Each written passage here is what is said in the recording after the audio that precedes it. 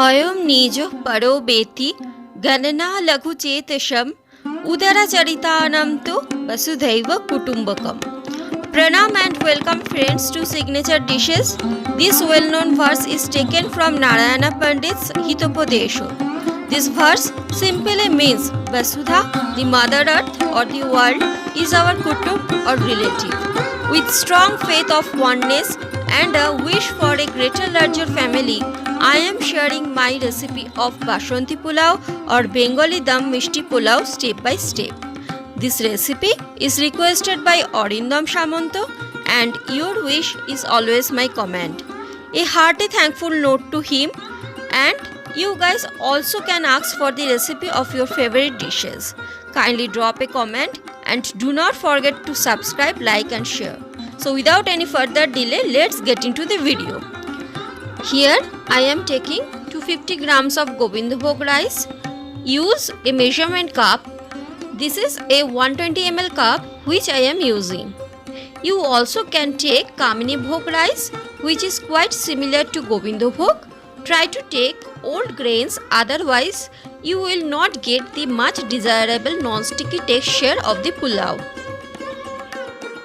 Wash the rice only for one time. More rinsing may fade the beautiful aroma of the Govindbhog rice. After straining, spread out the rice over a plate and flat it down for fast drying.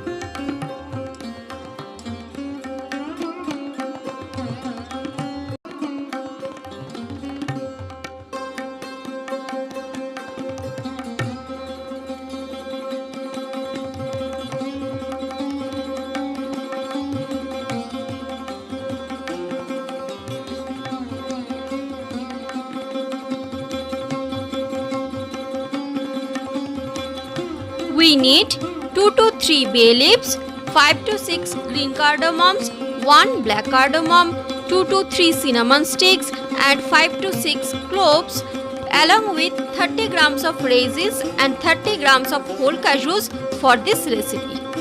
Starting with the rice grain, add 1 tablespoon of sugar, 1 teaspoon of salt, 1 teaspoon of garam masala, 1/4 teaspoon of food color and 2 tablespoons of ghee or clarified butter one by one. Mix properly. The food color is totally optional. You can rather use more saffron strings but never use turmeric powder.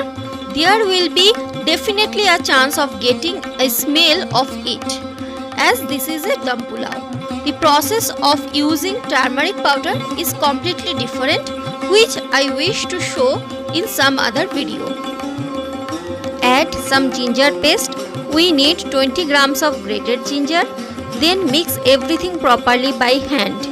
Be sure of adding the ginger paste at the last, else the grains may catch the direct essence of ginger.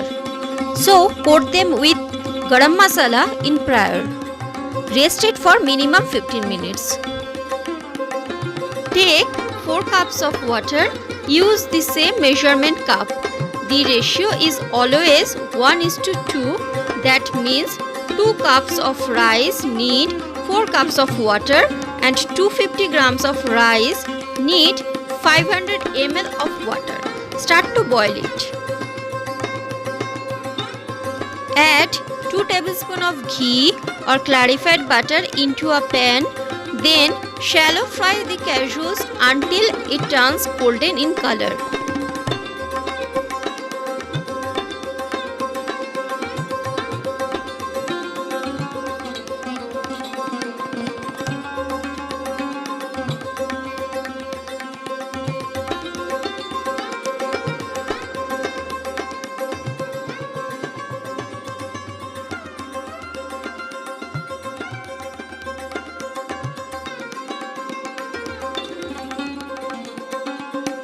Add the whole spices, then shallow fry the raisins over a medium flame. Next, add the marinated rice. Fry them for 5 minutes.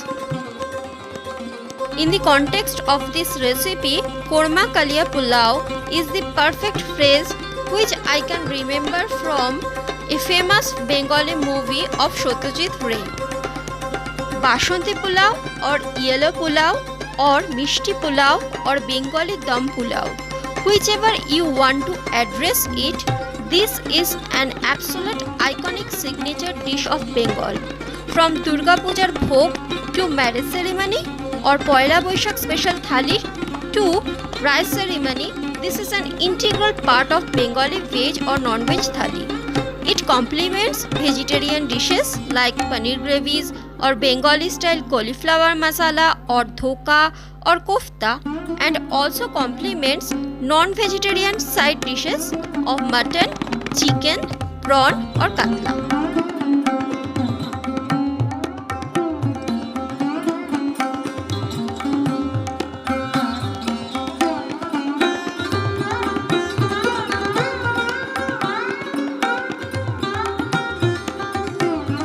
After 5 minutes, add the hot boiled water. Again use the same measurement cup. I am adding half of the water, that means 2 cups, 120 ml each time. Give a quick stir and cover it for 10 minutes. Now cook over a low flame.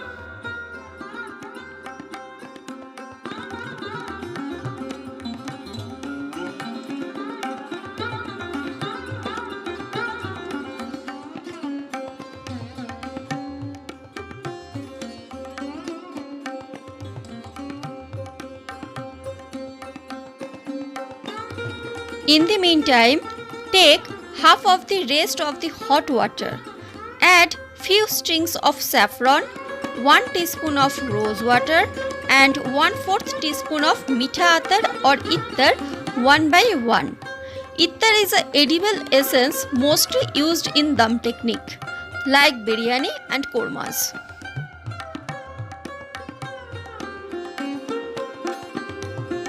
After 10 minutes, open the lid. Check the rice. It should be 70 to 75% cooked. Then add the rest of water along with saffron mix. Mix everything by a soft hand and then add 5 tablespoons of sugar. Again mix and set it on a dum.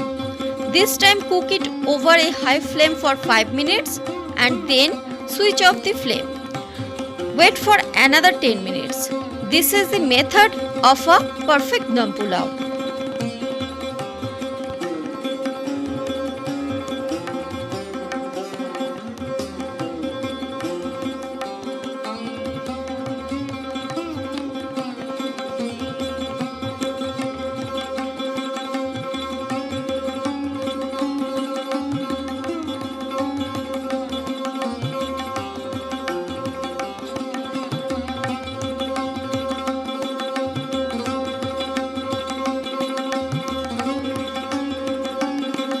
After 15 minutes, the total of cooking and resting time, open the lid. Check again, it's cooked and you will definitely get a charming heavenly aroma throughout your home. Basmati pulao tastes best after 2 to 3 hours of cooking. But before serving, again warm up it. Garnish with fried cashews, which will give a nutty crunch if we add it just before serving.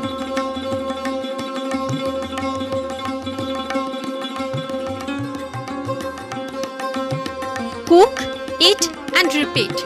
And if you are following our methods, try to tag us at the rate of Signature Dishes by Shormi or use the same hashtag. Thank you. Happy cooking.